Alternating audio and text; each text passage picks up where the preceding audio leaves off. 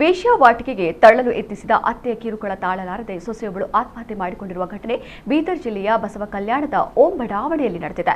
ಅಂಜನಾಬಾಯಿ ಆತ್ಮಹತ್ಯೆ ಮಾಡಿಕೊಂಡ ಸೊಸೆ 2022ರಲ್ಲಿ ಬಸವ ಕಲ್ಯಾಣದ ನಿವಾಸಿ ಶೇಖರ್ ಪಾಟೀಲ್ ಜೊತೆ ಅಂಜನಾಬಾಯಿ ವಿವಾಹ ನಡೆದಿದ್ದು, ಶೇಖರ್ ಪಾನಿಪುರಿ ವ್ಯಾಪಾರಿ ಆಗಿದ್ದ ಎನ್ನಲಾಗಿದೆ. ಇವರಿಗೆ 11 ತಿಂಗಳ ಮಗುವಿತ್ತು.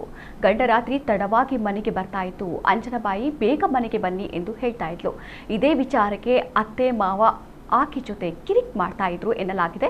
ಅಲ್ಲದೆ ವೇಶ್ಯಾವಾಟಿಕೆಯಲ್ಲಿ ತೊಡಗಿಸಿಕೊಳ್ಳುವಂತೆ ಅತ್ತೆ ನಿರಂತರ ಒತ್ತಾಯಿಸ್ತಾ ಇದ್ಲು ಎನ್ನಲಾಗಿದೆ.